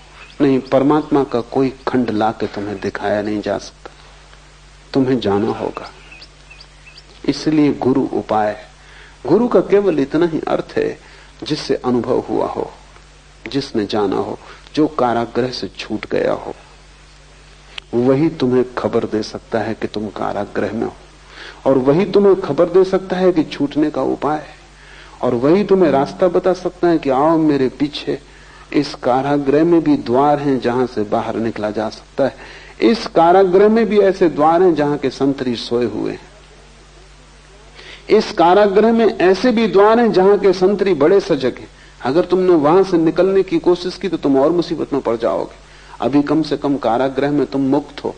अगर तुमने वहां से निकलने की कोशिश की जहां संतरी सजग है, जहां मुख्य द्वार है, तो तुम कालकोठरी में डाल दिए जाओगे, तो कारागृह और छोटा हो जाएगा। और ध्यान रहे, नकार से निकलने की कोशिश में तुम कालकोठरी में गिर जाओगे। अगर तुम लड़े बुराई से तो तुम और भी बुराई में फेंक दिए जाओगे। वो मुख्य द्वार है, लेकिन वहां से कोई कभी निकल नहीं सकता, कोई कभी निकला नहीं, क्योंकि मुख्य द्वार पर पहरा देना पड़ता है। मुख्य द्वार पर सब सुरक्षा रखनी पड़ी। लेकिन इस कारागृह में ऐसे द्वार भी हैं जो गुप्त हैं, ऐसे द्वार भी हैं जहां कोई पहरा नहीं, क्योंकि उस तरफ कोई ध्यान ही नहीं देता। कैदी भी ध्यान देता है मुख्य द्वार की तरफ। मैंने सुना है एक कारागृह में फ्रांस में ऐसा हुआ क्रांति के दिनों में कि कारागृह के कैदियों ने बगावत कर दी। कैदी बगावत न करें तो ठीक है।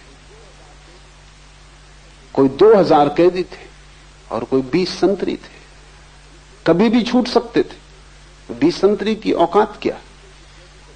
बगावत नहीं की थी क्योंकि कैदी कभी इकट्ठे नहीं होते।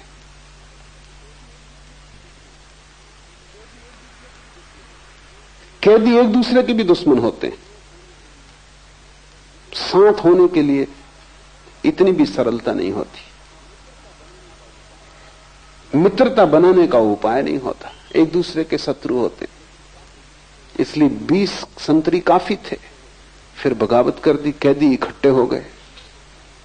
उन्होंने बगावत कर दी तो जो प्रधान जेलर था वो घबराया। उसने कहा क्या करें? उसने पहला काम ये किया कि संतरियों से कहा कि मुख्य द्वार की फिक्र छोड़ दो, तुम जाके छोटी खिड़कियों और दरवाजों पर खड़े हो जाओ। संतरियों ने कहा भी कि यह निर्णय बड़ा गलत है।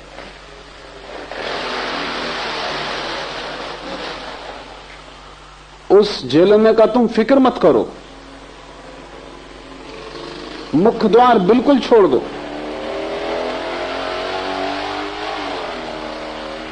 मुख्य द्वार खाली छोड़ दिया गया, वहां एक भी संतरी न था।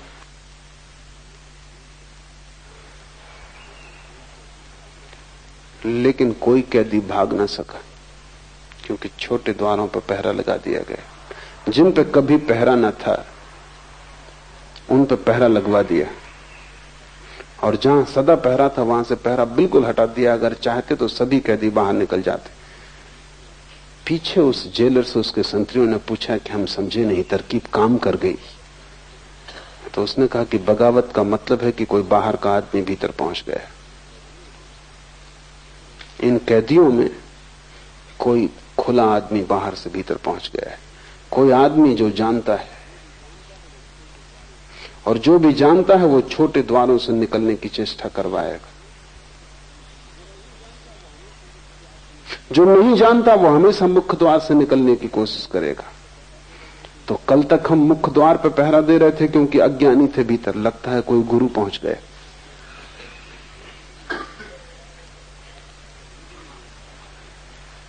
जीवन में बुराई से लड़के निकलने का द्वार मुख्य मालूम होता है। तुम्हारा मन कहता है पहले बुराई को मिटाओ तभी तो साधुता उपलब्ध होगी, पहले गलत को छोड़ो तभी तो ठीक के लिए राह बनेगी, पहले संसार को बाहर निकालो तभी तो परमात्मा का सिंहासन खाली होगा। ये मुख्य द्वार है। गुरु तुम्हें इससे निकलने को न कहेगा क्योंकि इससे कोई कभी नहीं निकल पाता, वहां पहरा भयंकर है। और जो आदमी वहां से निकलने की कोशिश करता है वो और छोटी काल कोठरियों में डाल दिया जाता है। मेरे देखे तुम्हारे साधु संत तुमसे भी बुरे कारागृहों में बंद है। तुम्हारे पास आंखें नहीं है इसलिए तुम्हें दिखाई नहीं पड़ता। ग्रस्त तो परेशान है ही, तुम्हारे साधु तुमसे भी बुरी तरह परेशान है। तुम्हारे पास कम से कम छोटा आंगन भी है जिसमें तुम थोड़ी स्वतंत्रता अनुभव करते हो, उनका आंगन भी छिन गया है।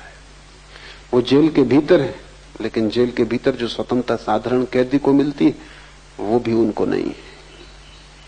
वो 24 घंटे कालकोठरी में बंद है। मेरे पास साधु सन्यासी आते हैं, उनका मन बिल्कुल ही रुग्ण और विक्षिप्त है। एक जैन मुनि ने मुझे कहा कि 60 साल का हो गया हूं, 40 साल से मुनि हूं, लेकिन निरंतर मन में यह शक बना रहता है कि मैंने कहीं भूल तो नहीं की, कहीं ऐसा तो नहीं है कि साधारण संसारी आनंद भोग रहा है और मैं नाहक कष्ट पा रहा हूं। ये संदेह उठना बुद्धिमान आदमी के लिए स्वाभाविक है। ये आदमी ना समझ नहीं है, ये आदमी समझदार है। ये संदेह उठना स्वाभाविक है, क्योंकि इसको दिखाई पड़ रहा, पाया तो मैंने कुछ भी नहीं। ये 40 साल क्रोध, काम, लोभ इससे ही लड़ने में बीत गए, मिला तो कुछ भी नहीं। और क्रोध मिट गया हो ऐसा भी नहीं, सिर्फ छिप गया है। तो दूसरों से तुम छिपा सकते हो, खुद से कैसे छिपाओगे? खुद तो तुम्हें पता है, दबा के बैठे हो, सज्जन मालूम पड़ते हो, अपराध नहीं करते हो, लेकिन अपराधी भीतर मौजूद है और कभी भी कर सकता है। किसी भी क्षण मौका मिल जाए तो करेगा। एक कारागृह और छोटा हो गया है, थोड़ी बाहर स्वतंत्रता थी घूमने की, वो भी छिन गई है, कालकोठरी है। प्रमुख द्वार से जो निकलने की कोशिश में करेगा वो और भी बंध जाएगा। लेकिन गुप्त द्वार है, पर गुप्त द्वार गुरु बता सकता है। चाबियां हैं जिनसे गुप्त द्वार खुल जाते हैं। जो बाहर जा चुका है वही तुम्हें बाहर ले जा सकता है। शास्त्र तुम्हें साथ दे सकते हैं कि तुम कारागृह में ही पढ़ते रहो, लेकिन तुम्हें बाहर नहीं ले जा सकते, क्योंकि शास्त्रों का अर्थ कौन करेगा? तुम ही करोगे। शास्त्रों को समझेगा कौन? तुम ही समझोगे। तुम अपने हिसाब से समझोगे।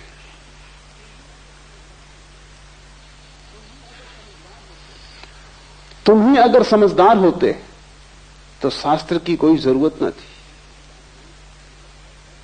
तुम समझदार नहीं हो, ये पक्का है। और शास्त्र से जब ना समझ अर्थ निकालता है तो और झंझटों में पड़ जाता है। नहीं, तुम्हें जीवित शास्त्र चाहिए। गुरु का अर्थ है जीवित शास्त्र। जीवित व्यक्ति को खोजो जो तुम्हें राह दे सके। शिव कहते हैं गुरु उपाय है, उसके अतिरिक्त और कोई उपाय नहीं। और तुमने अगर अपने ही हाथ से चेष्टा की सुलझाने की तो उलझ जाने का ज्यादा डर है, क्योंकि मन बड़ा सूक्ष्म यंत्र है। अक्सर होता है कि हम ही सुलझा लें। अक्सर ऐसा होता है कि तुम्हारी घड़ी बंद हो गई तो दिल होता है खोल के और ठीक कर ले। सभी का दिल होता है, और जितना नासमझ आदमी हो उतना जल्दी दिल होता है। छोटा बच्चा तो बिल्कुल खोल के बैठ ही जाएगा, क्योंकि उसे ये लगते नहीं कि इसमें ऐसी अड़चन क्या है, चलती थी अब ये नहीं चलती, जरा देखे खोल के। घड़ी कोई बहुत जटिल यंत्र नहीं है। लेकिन अगर तुमने सुधारने की कोशिश की तो तुम्हारी हालत वैसी हो जाएगी जैसे मैंने सुना है। एक दिन मुल्ला नसरुद्दीन घड़ी साज की दुकान पे गया। उसने अपनी घड़ी, जो कि खंड खंड थी, टुकड़े टुकड़े थी, वो उसकी टेबल पर रखी।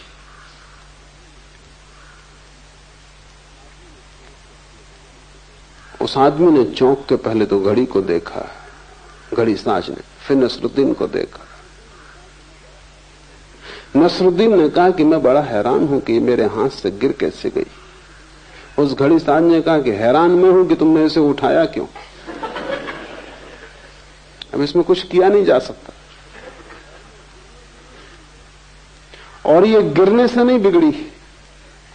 नसरुद्दीन ने कहा थोड़ी मैंने सुधारने की जरूर कोशिश की। उसने कहा इसे ले जाओ, अब इसे सुधारा नहीं जा सकता। घड़ी बिल्कुल साधारण यंत्र, कोई बहुत जटिल नहीं। मन बहुत जटिल यंत्र है। तुम्हें मन की जटिलता का पता ही नहीं। मन से जटिल इस जगत में कुछ भी नहीं। तुम्हारे मस्तिष्क में कोई 7 करोड़ कोष्ठ, और प्रत्येक कोष्ठ, एक एक कोष्ठ 1 करोड़ सूचनाओं को संग्रहित कर सकता है। मनोवैज्ञानिक कहते हैं कि इस जगत पर जितने पुस्तकालय एक आदमी के मस्तिष्क में सभी कंठस्थ कराए जा सकते हैं। एक एक सेल 1-1 करोड़ सूचनाओं को संग्रहित कर सकता है। 7 करोड़ सेल हैं तुम्हारे छोटे से खोपड़ी में। इस पृथ्वी पर जितना ज्ञान है वो सब संग्रहित किया जा सकता है। इतनी छोटी सी खोपड़ी है, मुश्किल से कोई 1.5 किलो वजन है। और 7 करोड़ तंतु हैं जो आंख से नहीं देखे जा सकते। तंतु बहुत बारीक है, इसीलिए मस्तिष्क का ऑपरेशन अभी तक रुका रहा। अब मस्तिष्क का ऑपरेशन शुरू हुआ है, लेकिन तब भी खतरा है, क्योंकि काटने तुम कुछ जाओ 1000 दूसरे तंतु कट जाते हैं। इतने सब सूक्ष्म है। यंत्र तो डालोगे, औजार तो भीतर ले जाओगे, भीतर बाहर ले जाने में ही औजार लाखों तंतु कट जाते। औजार ले जाने की भी जरूरत नहीं, तुम सिर्फ शीर्षासन ही करते रहो आधा घंटा रोज, तुम्हारी खोपड़ी खराब हो जाएगी। तुम शीर्षासन करने वाले लोगों को बहुत बुद्धिमान कभी ना पाओगे, क्योंकि इतना खून का प्रवाह छोटे तंतुओं को तोड़ देता है, जैसे बाढ़ आ जाए। आदमी का मस्तिष्क विकसित इसलिए हुआ कि वो खड़ा हो गया है और सिर की तरफ खून की धारा कम हो गई। जानवरों का मस्तिष्क विकसित नहीं हुआ, क्योंकि वो उनका खोपड़ी और उनका शरीर एक ही तल में, तो उनके पास मोटे स्नायु हैं, पतले स्नायु नहीं। आदमी की सारी प्रतिष्ठा और खूबी यह है कि वो खड़ा हो गया। खड़े होने से गुरुत्वाकर्षण की धारा उसके खून को नीचे की तरफ खींचती और फेफड़े को पंप करना पड़ता है, खून तब सिर तक पहुंचता है। बहुत कम खून पहुंच पाता है, इसलिए सूक्ष्म तंतु विकसित हो गए। अगर बाढ़ आए तो बड़े बड़े झाड़ बह जाएंगे, छोटे पौधों का क्या। तो इतने सूक्ष्म तंतु हैं कि खून की जरा सी गति ज्यादा हो जाए तो नष्ट हो जाती।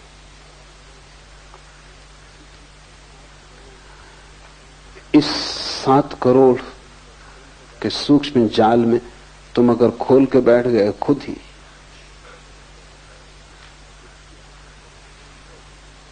तो इसकी आशा करना असंभव है कि उससे कुछ लाभ होगा। हानि निश्चित है। और बहुत लोग खोल के अपने मस्तिष्क को बैठ जाते, अपने ही मन से ध्यान करने लगते हैं, आसन लगाने लगते हैं, कुछ किताब से इकट्ठा कर लेते हैं, कुछ सुन लेते हैं, हवा से बातें पकड़ लेते हैं, कुछ करने लगते हैं। उससे सिवाय नुकसान के कभी कोई लाभ नहीं होता। एक बौद्ध भिक्षु को मेरे पास लाया गया, वो 3 साल से सो नहीं सका। सब तरह के इलाज किए गए लेकिन नींद नहीं आती। सब ट्रैंकुलाइजरों को उसने हरा दिया, नींद आती ही नहीं, कुछ भी उपाय काम नहीं कर पा रहे हैं। और 3 साल तक जो न सो, उसकी हालत तुम समझ सकते हो, वो बिल्कुल विक्षिप्त अवस्था है। और कुल मैं उससे पूछा कि, क्योंकि वो किसी डॉक्टर ने उससे पूछा ही नहीं, डॉक्टरों ने उसकी चिकित्सा शुरू कर दी, जांच पड़ताल की, शरीर की खून का दबाव, हृदय की स्थिति, सारा सब जांच पड़ताल करके इलाज शुरू किया। वो उसकी बीमारी नहीं। वो सज्जन एक ध्यान कर रहे हैं, वो एक प्राचीन परंपरा है बौद्धों की, विपस्सना। वो विपस्सना ध्यान कर रहे हैं। वो ध्यान उन्होंने शास्त्र से सीधा पढ़ लिया, क्योंकि गुरु तो एक एक शिष्य को ख्याल में रखेगा, या अगर वो कोई सामूहिक पद्धति विकसित करता है तो वो समूह को ध्यान में रखेगा। लेकिन शास्त्र तो आपका ध्यान नहीं रख सकते कि कौन पढ़ेगा। कोई भी पढ़ेगा, शास्त्र हजारों साल तक जीते। तो बहुत पुरानी विपस्सना की पद्धति है, वो उन्होंने पढ़ ली और उस पर प्रयोग शुरू कर दिया। फिर उसमें उन्हें रस आया, क्योंकि पद्धति बड़ी कीमती, बुद्ध ने खुद उपयोग किया है। लेकिन तुम्हें पता नहीं जब रस आ जाए तो कहां रुकना, क्योंकि रस भी ज्यादा हो जाए तो जहर हो जाता है। तो रस उन्हें इतना आया कि वो 24 घंटे उसे भीतर साधने लगे। जब तुम कोई चीज भीतर 24 घंटे साधोगे, नींद खो जाएगी, क्योंकि भीतर अगर इतना प्रयत्न चलाओगे तो नींद के आने की संभावना नहीं है। फिर उन्होंने वर्षों तक ये प्रयोग किया कि जिन तंतुओं से नींद आती वो तंतु टूट गए। तो अब नींद का कोई उपाय नहीं, क्योंकि डॉक्टर भी साथ दे सकता है। अगर तंतु मौजूद हो तो ट्रैंकुलाइजर जाके उन तंतुओं को शिथिल कर देगा और आप सो जाएंगे। लेकिन अगर तंतु ही टूट गए तब डॉक्टर भी क्या करेगा। तो मैंने उनको कहा कि तुम साल भर के लिए सब तरह का ध्यान छोड़ दो, तुमसे जितना आलस्य बन सके आलस्य करो, ध्यान की बात ही मत करना, शास्त्र मत पढ़ना, सोना जितना सो सको, लेटना, विश्राम करना, खूब खाओ, खूब पियो, साल भर के लिए परम संसारी हो जाओ। उन्होंने कहा आपसे ऐसी आशा न थी। आप और ऐसे शब्द कह रहे हैं, भ्रष्ट कर रहे हैं आप। तुम अगर भ्रष्ट समझते हो तो फिर तुम समझो, साल भर ये करो फिर मेरे पास आना। ठीक 3 महीने बाद वो ठीक हो गए। अब उन्हें नई पद्धति देनी पड़ी, और पद्धति को भी सोच के देना जरूरी है कि कितना तुम कर सकोगे, और फिर क्रमशः गति बढ़नी चाहिए, और पूरे चित्त की व्यवस्था का ध्यान रखना जरूरी है। इसलिए शिव कहते हैं गुरु उपाय। तुम खुद अपने उपाय मत बन जाना, अन्यथा तुम बिगाड़ कर लोगे। पहले जीवित पुरुष को खोजना कठिनाई है, क्योंकि किसी जीवित पुरुष को गुरु मानने में बड़ी बेचैनी, अहंकार को चोट लगती। इसलिए शास्त्रों में लोग ज्यादा रस लेते हैं, क्योंकि शास्त्र से कोई अहंकार को चोट नहीं लगती। शास्त्र को उठा के फेंक दो तो भी शास्त्र कुछ नहीं कर सकता। जहां रखो संभाल के वहां रखा रहता है, कुछ नहीं कर सकता। तुम गुरु के साथ ऐसा व्यवहार नहीं कर सकते। तुम्हारे अहंकार को वहां छूटना पड़ेगा, वहां तुम्हें झुकना पड़ेगा। शास्त्र के सामने भी तुम झुकते हो तो वो तुम्हारी मौज है, मालिक तुम ही रहते हो। जब दिल आए बदल दो, और शास्त्र कह दो चलो हटो, तो शास्त्र कुछ न कर पाएगा। लेकिन गुरु जीवित है, वहां झुकना पड़ेगा, और जीवित व्यक्ति को बड़ी चोट लगती। इसलिए लोग पहले किताब देखते हैं, जब थक जाते हैं किताबों से तब गुरु को खोजते हैं। और अक्सर ऐसा हो जाता है किताबें उन्हें इतना बिगाड़ देती हैं कि उनकी आंखें ऐसी विकृत हो जाती हैं शब्दों से कि फिर वो गुरु को पहचान ही नहीं पाते। तुम अगर गुरु के पास भी जाते हो तो तुम किताब की पहचान लेके जाते हो। तुमने किताब में पढ़ लिया कि गुरु कैसा होना चाहिए। कोई किताब नहीं बता सकती कि गुरु कैसा होना चाहिए। कोई भी किताब किसी गुरु के संबंध में बता सकती है। अगर कबीर के संबंध में किसी ने किताब लिखी तो वो कबीर के संबंध में बताती है कि कबीर ऐसे गुरु थे। दोबारा कबीर थोड़ी होंगे। जो लक्षण है वो कबीर के हैं, गुरु के नहीं। अगर तुम कबीर पंथी हो और कबीर की किताब से भर गए हो तो तुम वो कबीर के गुण किसी गुरु में खोजोगे, वो गुरु तुम्हें अब कभी नहीं मिलने वाला, क्योंकि कबीर दोबारा पैदा नहीं होंगे। दिगंबर जैन है, वो जब तक गुरु न मानेगा किसी को, जब तक वो नग्न न खड़ा हो। वो महावीर की मौज थी कि वो नग्न खड़े हुए, वो मेरी मौज नहीं है। अब वो महावीर को खोज रहा है जो अब नहीं है। और बड़े मजे की बात है, जब महावीर थे तब हो सकता है यही आदमी दिक्कत में था, क्योंकि वो नंगे खड़े थे। जब जो उस समय जो किताबें प्रचलित थी उनमें ये लक्षण नहीं था। खुद महावीर के पहले के जो तीर्थंकर हैं वो भी वस्त्रधारी थे। जैन तीर्थंकर भी वस्त्रधारी थे। तो खुद जैन भी महावीर को स्वीकार करने को राजी नहीं था, क्योंकि नंगा खड़ा होना ये बात बेहूदी है। तब जो शास्त्र था वो कहता था कि गुरु नग्न तो हो गई नहीं, क्योंकि ये तो अशोभन है। तो महावीर को इंकार किया। जब महावीर मर गए और शास्त्र बन गए तब वो महावीर को ढो रहा है। अब अगर पार्श्वनाथ मिल जाए कपड़े पहने हुए, ये आदमी कैसे चल सकता है गुरु की तरह। ध्यान रहे, जो भी शास्त्र है वो किसी एक गुरु के संबंध में कह रहे हैं, और वो गुरु दोबारा नहीं होता। गुरु तो अद्वितीय है, बेजोड़ है। इसलिए तुम्हारी आंखें अगर शास्त्रों से भरी है तो तुम जीवित गुरु को कभी ना पहचान पाओगे, क्योंकि शास्त्र उसकी खबर दे रहे हैं जो हो चुका और कभी ना होगा। जो लोग महावीर को मानते हैं वो बुद्ध के पास जाएंगे, इंकार कर देंगे, वो कहेंगे होंगे महात्मा होंगे, लेकिन भगवान नहीं, क्योंकि वस्त्र पहने हुए। एक जैन सज्जन है, उन्होंने एक किताब लिखी। भले आदमी है, लेकिन भले होने से कुछ समझ तो होती नहीं। बुरे ना समझ होते, भले भी ना समझ होते। यहां ना समझी इतनी गहरी है कि भलेपन से कुछ फर्क नहीं पड़ता। भले आदमी है, इसलिए एक तरह का सद्भाव रखते हैं सभी धर्मों के प्रति। तो उन्होंने एक किताब लिखी, भगवान महावीर और महात्मा बुद्ध। लेखक है, पूना में लोग उन्हें जानते हैं। वही मुझे पहली दफा पूना लेके आए थे।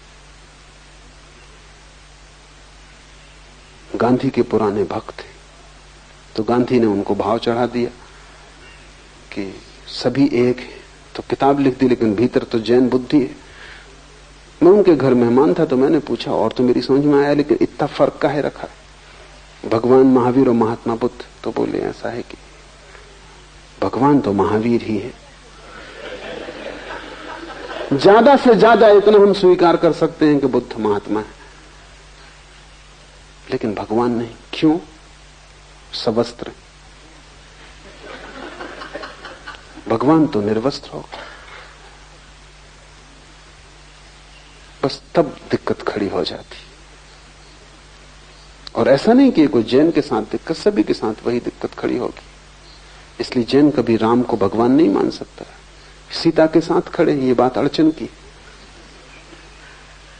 कि जैन ये सोच ही नहीं सकता कि भगवान हो के और भैरवी क्यों साथ है।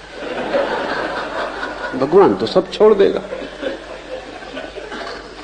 जो मुक्ति हो गया तो अब ये स्त्री क्यों साथ? इसलिए सीता जैसी बहुमूल्य स्त्री भी जैन को खो जाती, उसकी बुद्धि में नहीं पकड़ती। कृष्ण को तो वो नरक में डाल देते, क्योंकि एक नहीं 16,000 स्त्रियां, तो इनसे ज्यादा योग्य और कोई है नहीं नरक के। तो जैनियों ने कृष्ण को नरक में डाल दिया डर के कारण, क्योंकि जाति के सब वणिक तो भयभीत भी हैं, हिंदुओं से भय भी खाते हैं कि कोई झगड़ा झांसा खड़ा ना हो जाए, और शायद इसीलिए अहिंसा में मानते हैं। अक्सर भीरू लोग अहिंसा में मानते हैं, क्योंकि हिंसा में मानने के लिए थोड़ी तो लड़ाई झगड़े की हिम्मत चाहिए। न मारेंगे न मारे जाएंगे, इसलिए सिद्धांत ठीक है कि किसी को मत मारो, जीने दो और जियो, मगर जीने की इच्छा है, वो कोई दूसरे से प्रयोजन नहीं। तो डर के मारे एक दूसरी तरकीब भी लगाई है, वो ये कि कृष्ण को नरक में डाल दिया, और फिर भय के कारण, क्योंकि नरक में तो डालना जरूरी, सिद्धांत में कहीं आते नहीं, मगर भय के कारण कि हिंदुओं के बीच जीना है, तो ये भी स्वीकार कर लिया है कि अगले कल्प में वो पहले तीर्थंकर होंगे। समझौता हो गया। ये बनिए की जो वृत्ति है गणित, अब हिंदू नाराज भी नहीं हो सकते कि भाई कोई हर्ज नहीं, अपना सिद्धांत भी संभल गया, झगड़े से भी बच गए।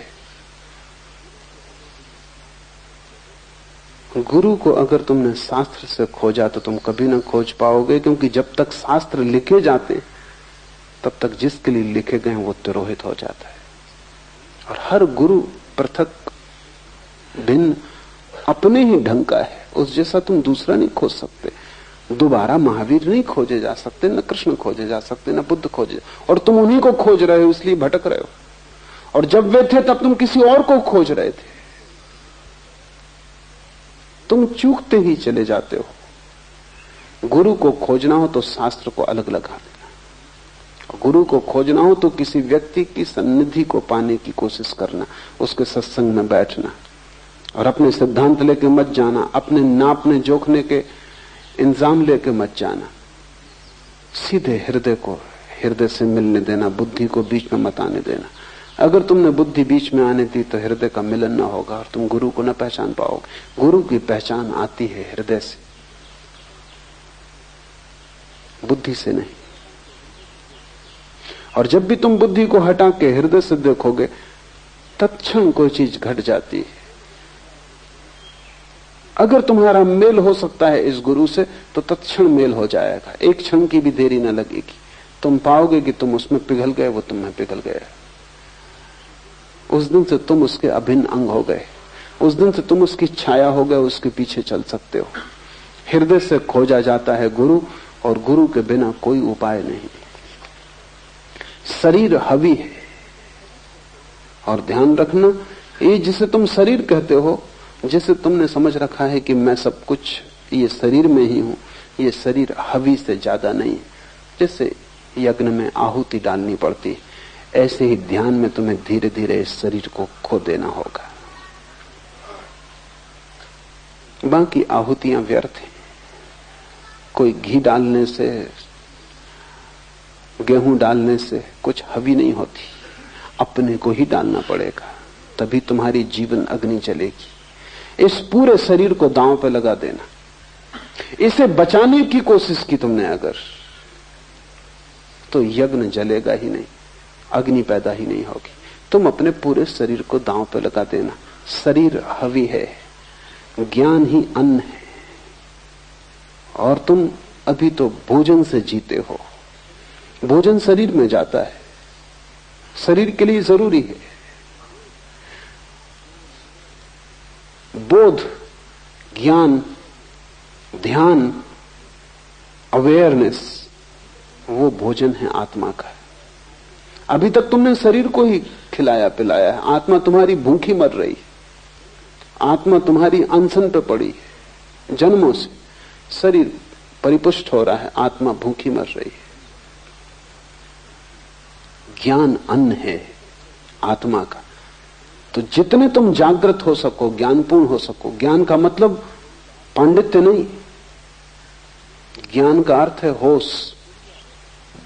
जितने तुम जागृत हो सको, तुरीय अवस्था, तुरीय जितना तुम में सघन हो सके, तुम जितने होशपूर्ण और विवेकपूर्ण हो सको, उतनी ही तुम्हारी आत्मा में जीवन धारा दौड़ेगी। तुम्हारी आत्मा करीब करीब सूख गई है, उसको तुमने भोजन ही नहीं दिया, तुम भूल ही गए हो कि उसको भोजन की कोई जरूरत है। शरीर तुम्हारा भोजन कर रहा है, आत्मा उपवासी। इसलिए अनेक धर्मों ने उपवास का उपयोग किया। शरीर को उपवास करवाओ थोड़े दिन और आत्मा को भोजन दो, विपरीत करो प्रक्रिया को। लेकिन जरूरी नहीं है कि तुम शरीर को भूखा मारो, शरीर को उसकी जरूरत दो, लेकिन तुम्हारे जीवन की सारी चेष्टा शरीर को ही भरने में पूरी ना हो जाए। तुम्हारे जीवन की चेष्टा का बड़ा अंश ज्ञान को जन्माने में लगे, क्योंकि वही तुम्हारी आत्मा का भोजन है। ज्ञान ही अन्न है। विद्या के संहार से स्वप्न पैदा होते हैं, और अगर ये ज्ञान तुम्हारे भीतर न गया और तुम्हारे भीतर की ज्योति को ईंधन न मिला, तो फिर तुम्हारे जीवन में स्वप्न पैदा होते, तब तुम्हारे जीवन में वासनाएं पैदा होती, तब तुम्हारा जीवन अंधेरे में भटकता है, तब तुम कल्पना में जीते हो, तब तुम तृष्णा में जीते हो, तब बस तुम सोचते ही रहते हो। मैं मुल्ला नसरुद्दीन से पूछा कि इस वर्ष कहां जाने के इरादे, क्योंकि अक्सर वो यात्रा पे जाते, तो उन्होंने कहा कि मैं 3 वर्ष में एक ही बार यात्रा पे जाता हूं। मैंने पूछा तो बाकी 2 वर्ष क्या करते? तो उन्होंने कहा 1 वर्ष तो पिछली यात्रा जो की उसको सोचने में, उसका रस लेने में बिताते, और 1 वर्ष अगली यात्रा की योजना बनाने में बिताते। फिर भी मुल्ला नसरुद्दीन कम से कम 3 साल में 1 बार यात्रा पे जाते, तुम 1 बार भी नहीं गए। तुम्हारा आधा जीवन अतीत के सोचने में जाता है और आधा भविष्य के सोचने में। यात्रा तो कभी शुरू ही नहीं होती। या तो तुम स्मृति में भटकते रहते हो जो कि स्वप्न है मरा हुआ, और या तुम कल्पना में भटकते रहते हो जो कि स्वप्न है भविष्य का, जो अभी जन्मा नहीं। तुम दोनों में कटे हो, और मध्य में है वर्तमान, वहां है जीवन, उससे तुम वंचित रह जाते हो। ज्ञान तुम्हें जगाएगा अभी और यहीं, इस क्षण के प्रति। ज्ञान तुम्हें वर्तमान में लाएगा, अतीत खो जाएगा, खो ही गया है, तुम व्यर्थ ही उस राख को ढो रहे हो। भविष्य अभी आया नहीं, तुम उसे ला भी नहीं सकते, जब आएगा तब आएगा। वर्तमान अभी मौजूद है, जो मौजूद है वही सत्य है। स्वप्न का अर्थ है जो मौजूद नहीं है उसमें भटकना। ये सूत्र ध्यान रखना। विद्या के संहार से स्वप्न पैदा होते हैं। जब तुम्हारे भीतर ज्ञान नहीं होता, आत्मा जागृत नहीं होती, तो तुम सपनों में खोते हो। अतीत भविष्य सब कुछ हो जाते हैं, वर्तमान ना कुछ, और वर्तमान ही सब कुछ है। जैसे जैसे तुम जागोगे वैसे वैसे अतीत कम, भविष्य कम, वर्तमान ज्यादा होगा। जिस दिन तुम पूरे जागोगे उस दिन सिर्फ वर्तमान रह जाता है। उस दिन न कोई भविष्य न कोई अतीत है। और जब अतीत नहीं भविष्य नहीं तो चित्त के सारे रोग, सारी पुनरुक्तियां, सारे वर्तुल नष्ट हो जाते। तब तुम यहां हो शुद्ध, निर्मल, निर्दोष, ताजे जैसे सुबह की ओस। तब तुम यहां हो जैसे कमल का फूल। इस क्षण में अगर तुम पूरे के पूरे मौजूद हो जाओ तो तुम परमात्मा हो। इस क्षण में तुम बिल्कुल मौजूद नहीं हो, इसलिए तुम शरीर हो, मन हो, लेकिन आत्मा नहीं। ध्यान सिर्फ इसी बात की चेष्टा है कि तुम्हें खींच के अतीत से यहां ले आए, भविष्य से खींच के यहां ले आए। तुम न तो आगे जाओ न पीछे जाओ, तुम वे यहीं खड़े हो जाओ। यहीं अभी इसी क्षण में परिपूर्ण रूप से शांत सजग होकर खड़े हो जाना ध्यान है। उससे ही विद्या का जन्म है, उससे ही तुम्हें जीवन का चरम उत्कर्ष और जीवन की चरम समाधि और आनंद उपलब्ध होगा। उसे जिसने खोया सब खोया, उसे जो पा लेता है वो सब पा लेता है। आज इतना ही।